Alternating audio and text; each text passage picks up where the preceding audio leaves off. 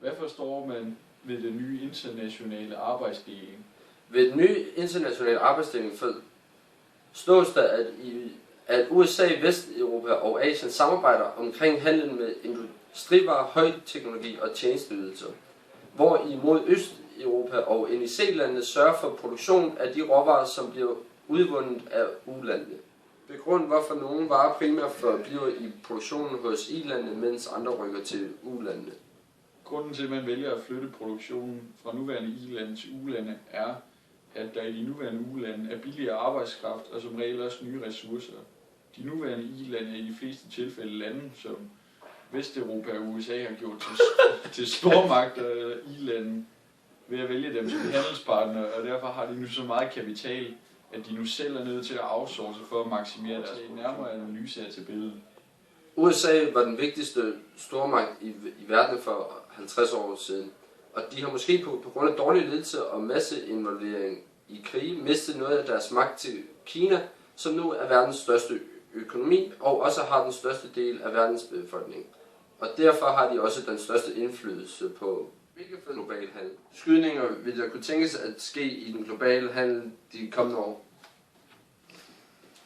Kina og Tyskland er de nationer, der vil se størst fremgang de kommende år. Kina grundet deres enorme økonomi og relativt billige lønninger, og Tyskland også i kraft af stor kapital og stor indflydelse på resten af Europa. Brasilien vil vi også mene går en lys fremtid i møde, da de også har udviklet en fornuftig økonomi på grund af en massiv olieindtægt. USA vil i de nærmeste år fortsat se en blid nedgang på grund af deres enorme finansielle krise, som bliver betalt af Kina. Men hvis Obama får nogle af sine reformer igennem inden hans præsidentperiode overstået i 2016, kan USA's fremtid se lysere ud.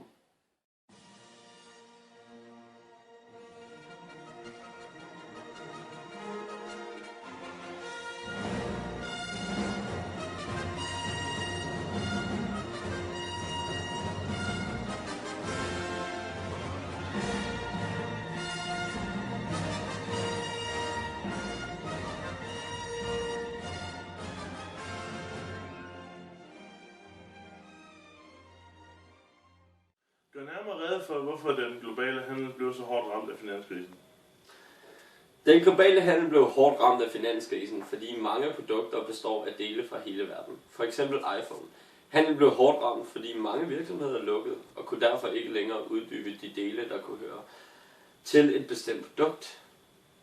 Andre årsager, som kan skade vores import, kan være den nuværende påvirkning af naturen samt større naturkatastrofer.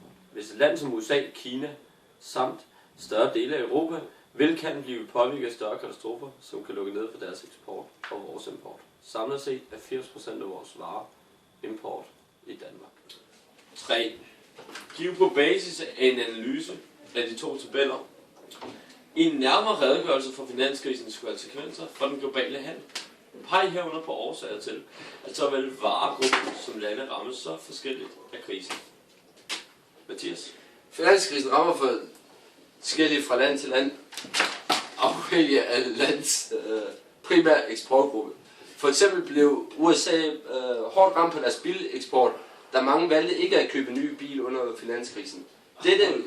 Dette gjorde for eksempel, at dele af General Motors blev nødt til at dreje nøglen om under finanskrisen.